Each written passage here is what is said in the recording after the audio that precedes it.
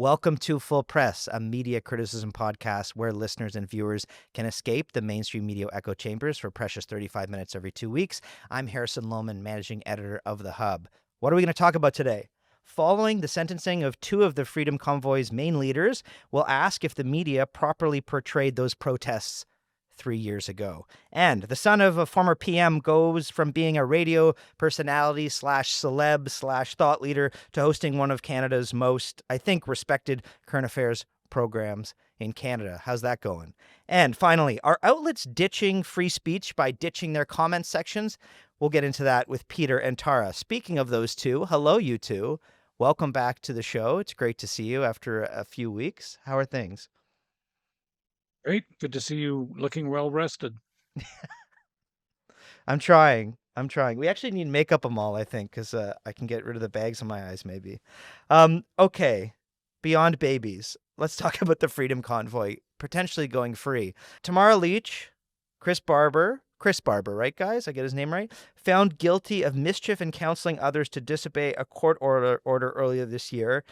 Leach found guilty of mischief. Both were not guilty on several other counts. Each given, and I think this is much less than what a lot thought, 18-month conditional sentences, 12 months house arrest. They are allowed to visit friends and family with limited outings. Then 6 months, they have a curfew where they can't go out between 10 p.m. and 5 a.m. and 100 hours of community service. Tara, let me start with you. You know, this is the next chapter of the Freedom Convoy saga. We've had the commission ruling. We've had the federal court ruling where they said, you know, the Emergencies Act shouldn't have been invoked. Now we have this. What sort of picture is being painted in terms of how the media portrayed this versus, I don't know, what other institutions had to think about this, them being the court system? And what do you make of it all? Well, I do think it's very interesting. This is probably one of, I think, the biggest stories that we will cover in our lifetimes. This is a huge moment historically in the country, and I think it's appropriate now to look back and decide whether we as a press with the first draft of history got it right. And I don't think you'll be surprised to hear that I do not think that we got it right. The narrative at the time was that this was a group of extremists, violent extremists from the fringe, right-wing violent extremists from the fringe, who were early advocating for the overthrow of the government and were funded by, foreign actors. None of those things have held up as facts over time. At the POEC commission, we heard law enforcement say that they did not think that this group represented a national security threat. We heard the federal court then rule that there was no emergency that justified the invocation of the Emergencies Act. And now we have had another court say that the two main organizers were essentially guilty of mischief.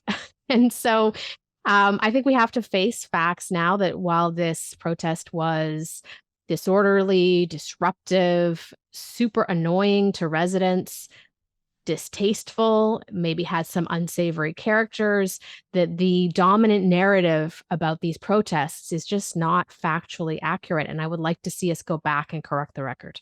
The Crown wanted 8 years of jail for Barber, 7 for Leach, for being key organizers in this.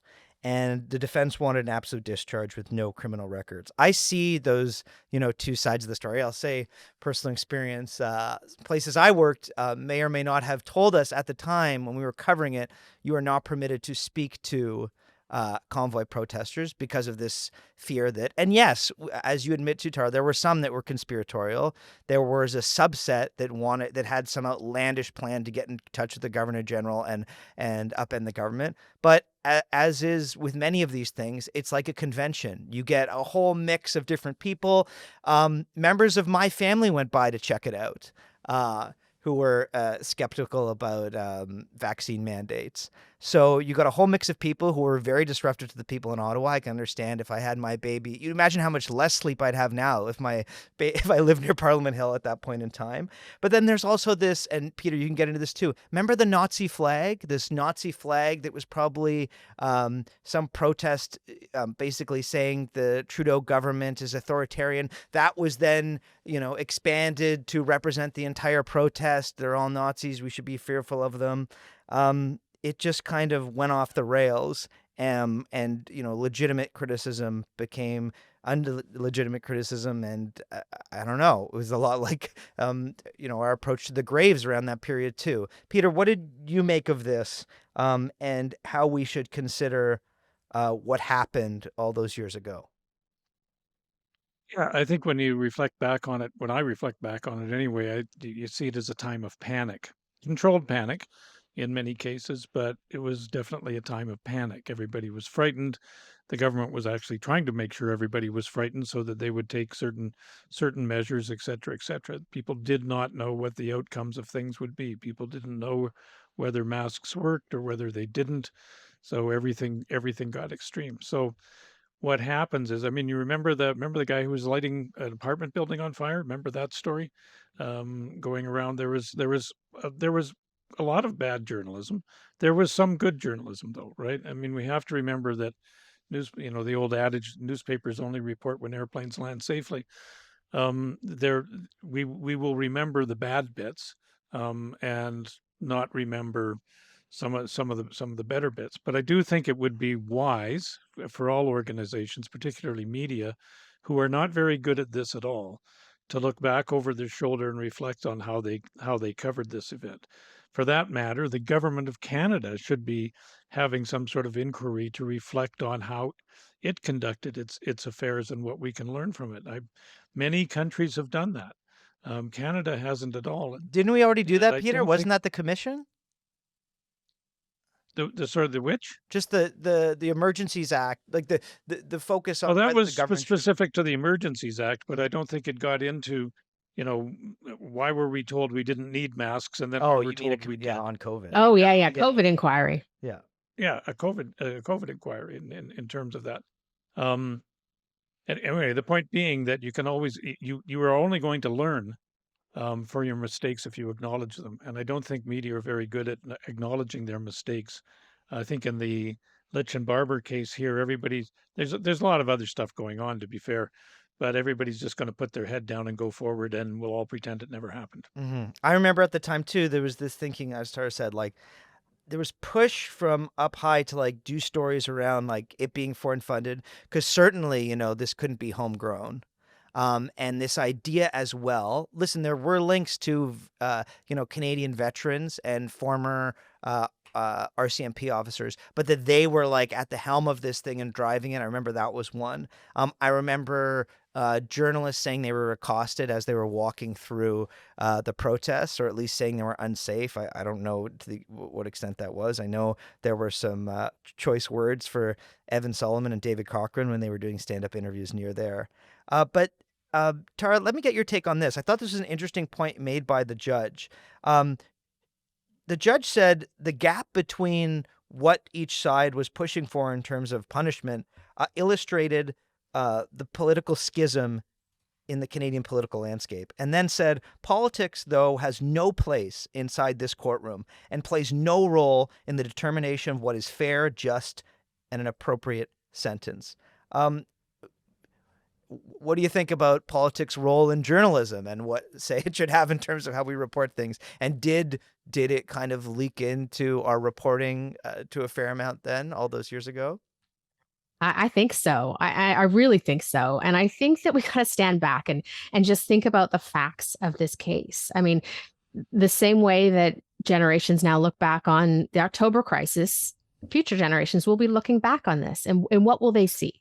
They will see a demonstration, which, as I said, was unruly and, potentially uncouth and all of those things, but no violence. There was no violence. Why is That's it? hard. They're going to say, the they'll say regular- back to you, they'll say, look at Coots. They'll say, look at, the economy was stopped at the border here in Ontario.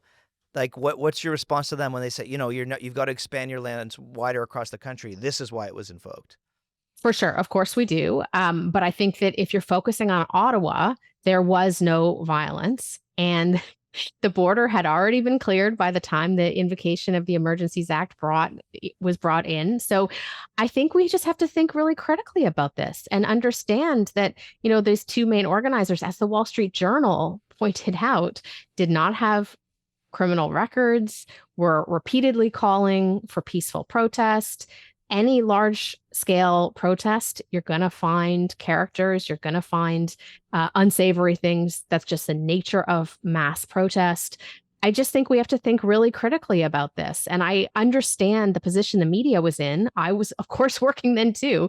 It was very difficult to figure out what was actually going on the ground. But I still think that we have a duty to remain calm and to try to not be alarmist, to not jump to conclusions, not basically try to scare the public, which when you look back at some of this coverage is incredibly alarmist. So I just think we need a bit of a look back on this one. And at the very least, talk to them. I remember when they came here in Toronto, luckily, some barriers had been put up, meaning trucks didn't make their way to Queen's Park.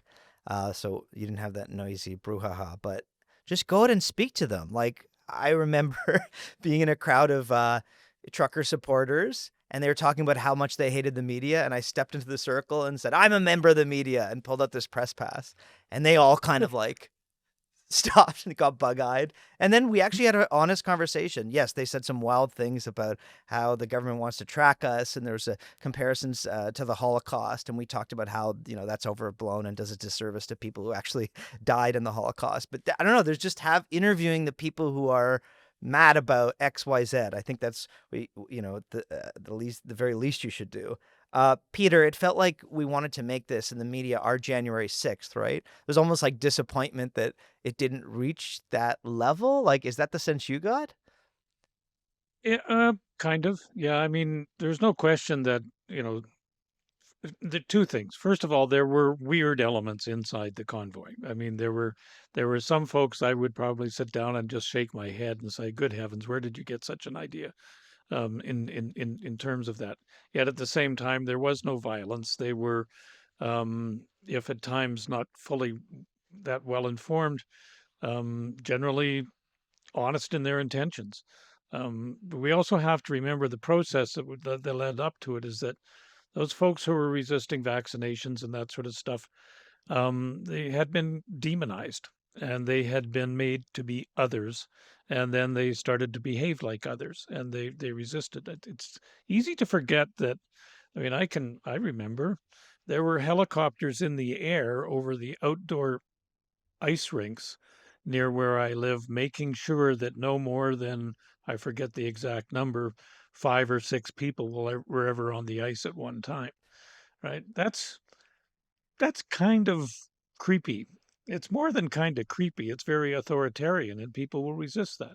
I think the story is that you can only push people on the subjugation of their freedom so far, and they will resist. Too much order, and people fight for liberty. Too much liberty, and people fight for order. That's the history of the world right there. And I think that we were all kind of encouraged to treat those people as a mortal threat to the rest of us.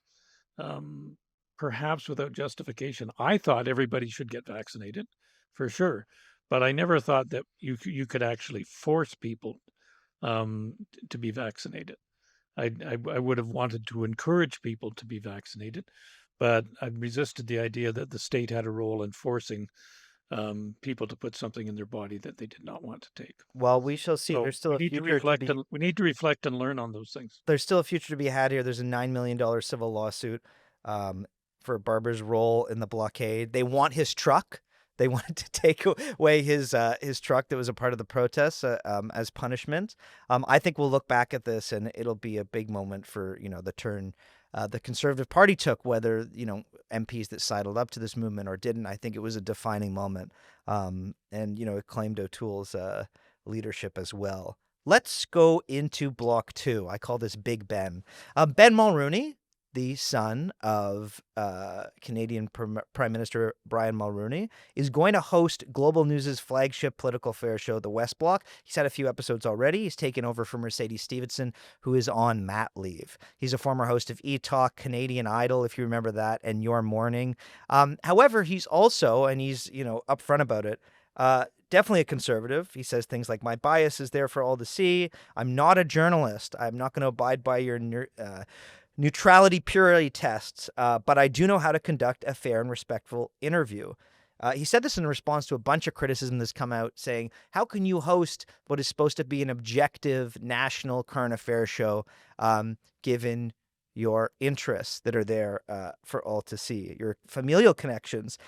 Hill Times reporting he donates to the Conservative Party. Taking all this into account, Tara, what do you make of this move and what it says about, whatever a host television personality is supposed to be in this country?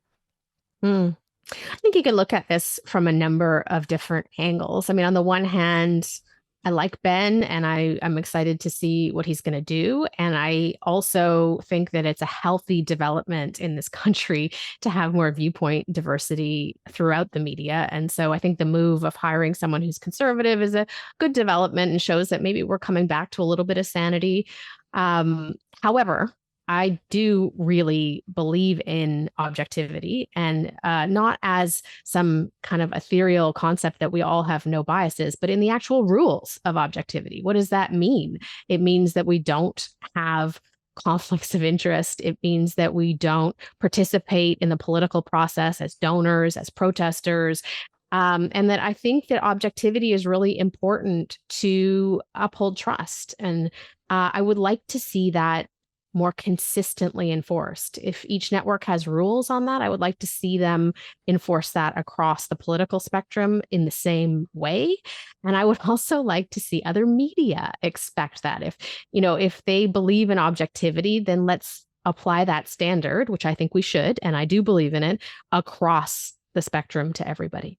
Mm-hmm. I'm getting echoes kind of like the Barry Weiss thing here. I'm wondering what Peter's dictionary looks like and whether he sees major differences in definitions when it comes to TV personality, journalist, broadcaster. Ben calls himself a connector at one point, entertainer, host. Does any of that matter, or is it all getting flattened out in 2025? People care less about the serious man behind the desk giving both sides. What do you think, Peter? I think people will be fine if the questions are fair and they're applied equally to people of all different backgrounds.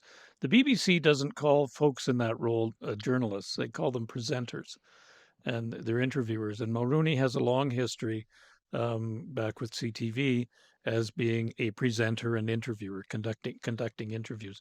I find the sort of squealing among the journalism crowd that, oh my God, oh my God, oh my God, he's not a journalist, to be quite silly. I mean, he's a temporary replacement. Nobody actually knows how to define a journalist anyway. That the Debates Commission came out with a decision just last week saying they had scanned the entire industry and there was no consensus on what a journalist is.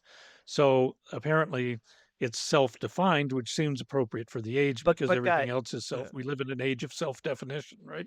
So I can declare myself a journalist and I can be one because I say I am. But can we say that there's a gap between what Mercedes Stephenson is and the person that will be replacing him, right? Like, I also think he's a perfectly nice guy. He's a talented guy. I've been on his show, but what would be the proof? What's the difference? Well, I don't like. He's fashioned himself for the last few years. He left E-Talk, and he talked about making space for racialized people to fill his shoes. And over the last few years, he's fashioned himself to be a very successful conservative host, commentator, etc. And I'm just saying, like, there's clearly, like, that's not what Mercedes Stephenson is. And to replace one with the other. What is Mercedes? What is Mercedes, though? Mercedes I'm not trying to give you a hard time. I know. No, please do. We need more disagreement on that. Mercedes Stephenson is a journalist. I'm just trying to illustrate the point that nobody really knows how to define a journalist. I have no objection to Mulroney being on there, any more than I would have any objection to most of the CBC staff who are on their shows. I don't think it's appropriate to be donating to a political party. I would agree, and he has done that in the past. But again, he's a temporary replacement for that sort of stuff. So the proof of the pudding will be how many people watch the show. Not a lot of people watch those shows. I The know. journalistic and political community watch them, and they all make a big deal about them because they don't have anything else to do on Sunday morning. But I don't think it's. Honestly, I think the whole industry just looks silly by getting itself in a snit over something like this. Just to answer He does a good job. He does a good job, or he does a bad job. End of story. just to answer your question, Peter, Mercedes Stephenson is someone who, cut her teeth reporting on the Canadian Armed Forces. She's pretty respected on both sides, I would say. She does a fair interview in her research. I And can remember receiving op-ed pitches from her when she was at the U of C.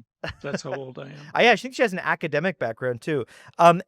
Listen, Ben says he will behave differently. He told his radio show listeners, if I sound differently, on one day and then differently when I'm hosting this show, it's because like when you're in church, you got to sort of put your tie on and change the way you talk a bit. So it'll be interesting to watch his stuff and see, that he's sort of playing both roles. Tara, any final thoughts on this and what it means? Is it precedent setting at all, or is this just a big much to do about nothing?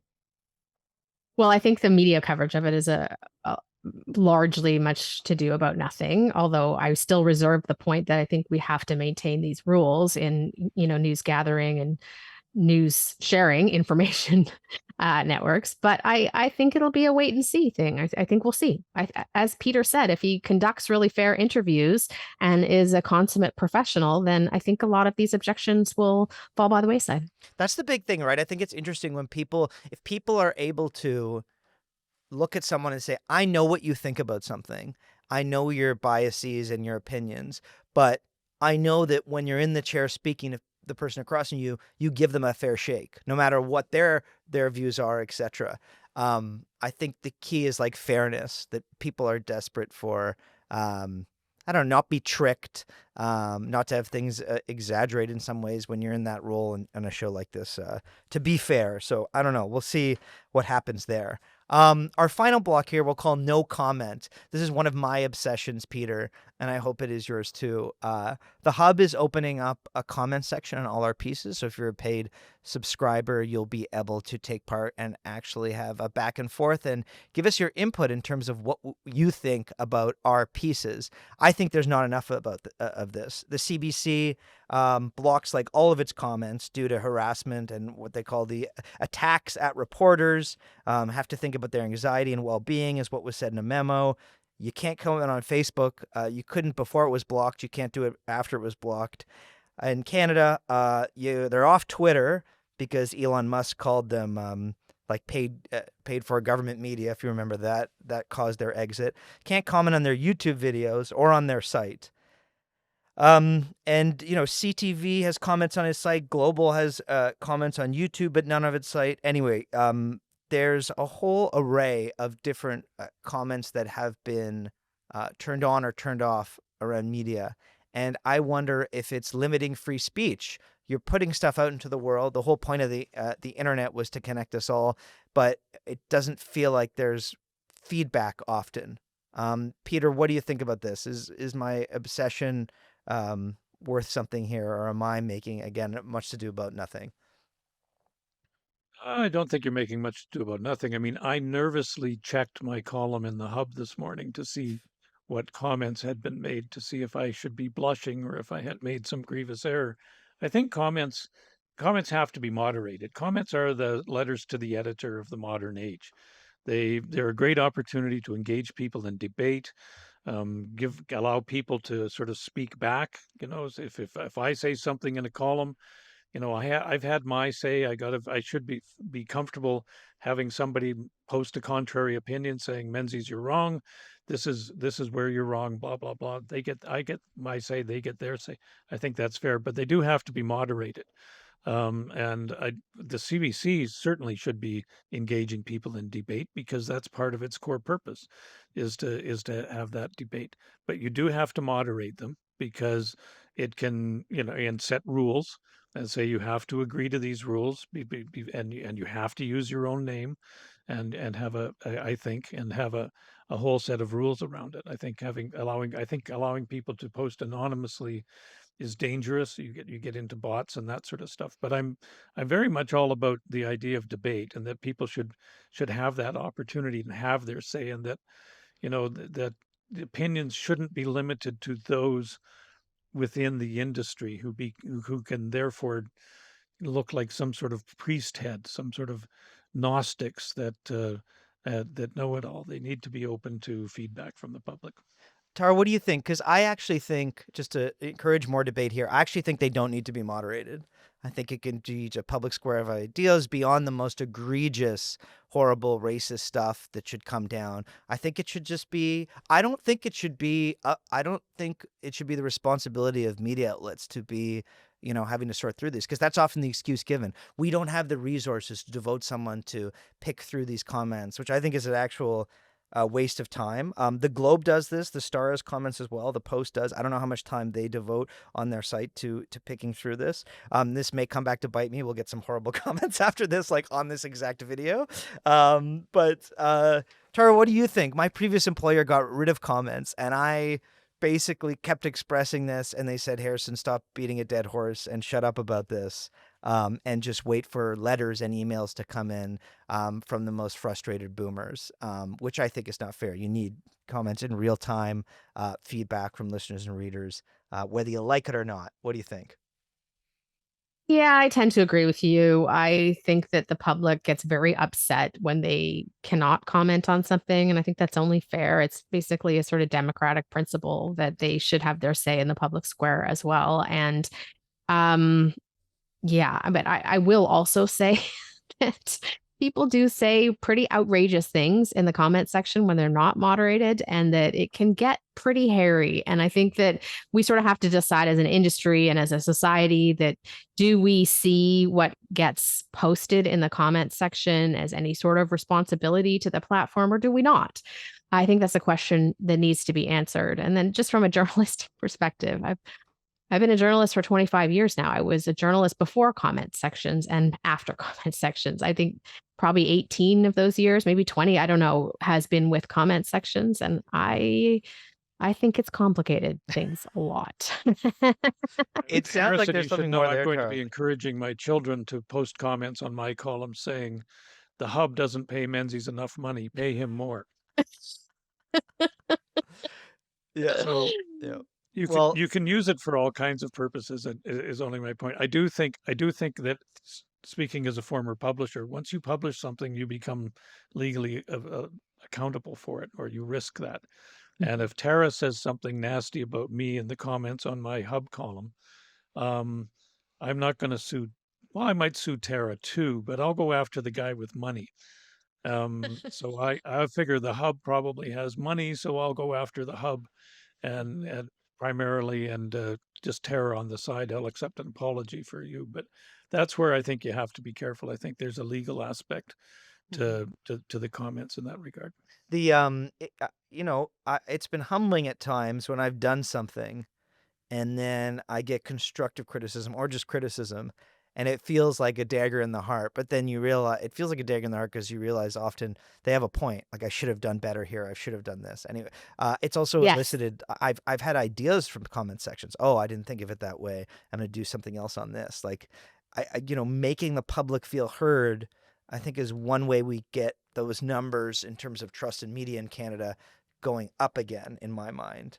Peter, Yes, and I think this is especially true on platforms like Substack, where the level of conversation is quite deep and quite thoughtful, and Reddit. you really get to know the people who are commenting. And I do think it's helpful. I've also had that experience where I've had blind spots pointed out to me, and it is extremely helpful for sure. I love this article. It works better when.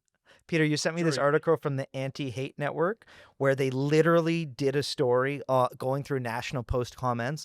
This percentage of people were likely white who commented on this, and, gauging, the threat of said fringe group in their eyes based on the comment section. I thought that was very weird, eh?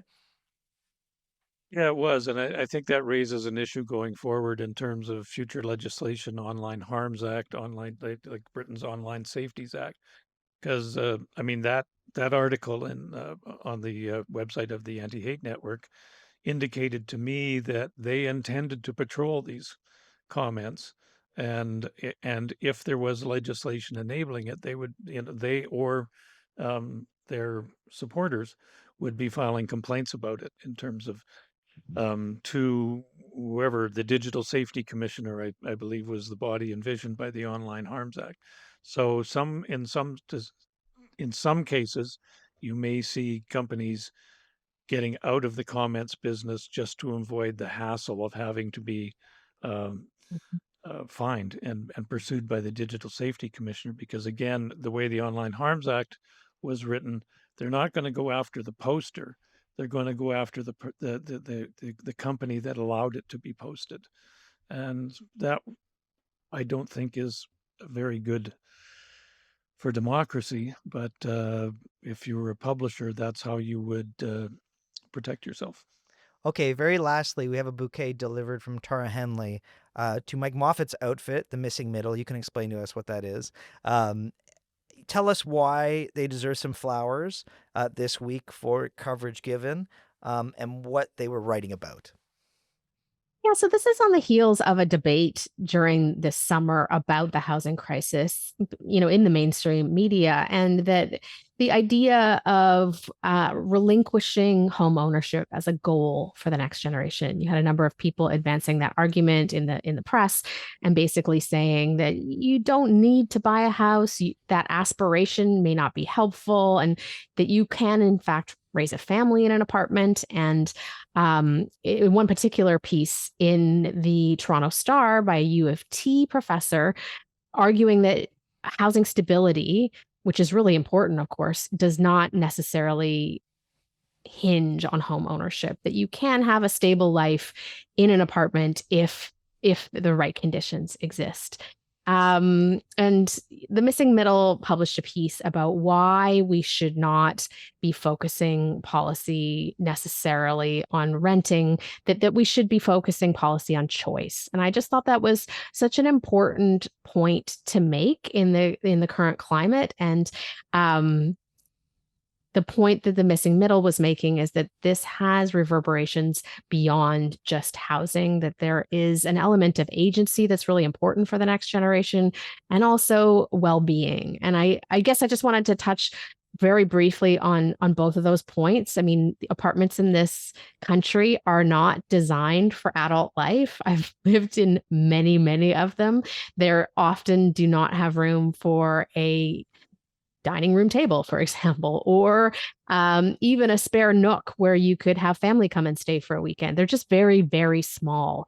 And I think it's very difficult to have an adult life in them. And they are also very unstable. They change hands a lot.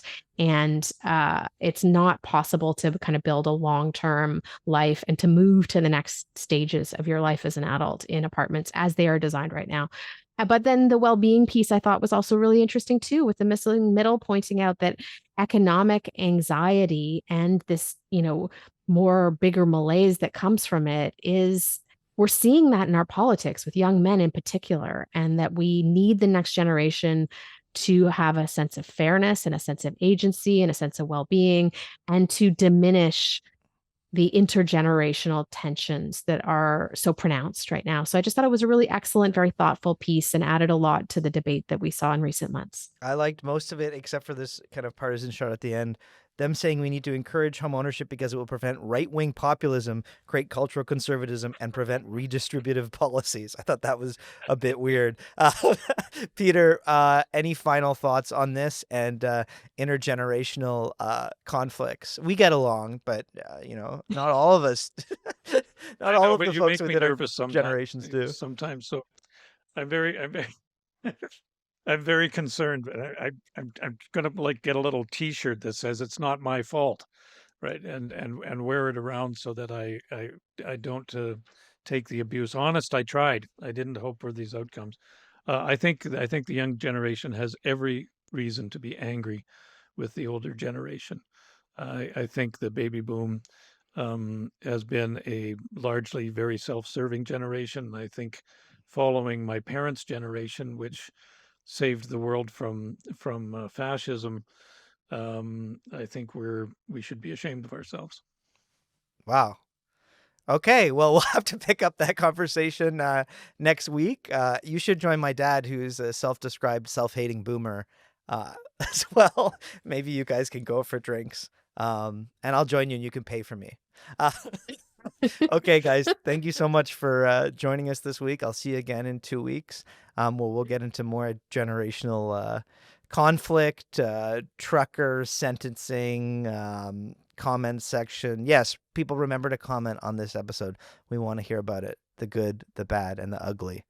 I'll see you again soon. This video is brought to you by Airbnb. This month, Airbnb is a sponsor of the Hub's YouTube channel. Governments are rightly focused on addressing Canada's housing crisis. But when they spend time restricting short-term rentals like Airbnb, they're not focused on what's most important. According to Statistics Canada, the number of short-term rentals that could potentially become long-term homes amounts to only 0.6% of Canada's housing stock. Canada needs almost 6 million new homes by 2030 to achieve affordability, and a closer look clearly shows that building more housing, not restricting short-term rentals, is the only real solution. To learn more, go to airbnb.ca.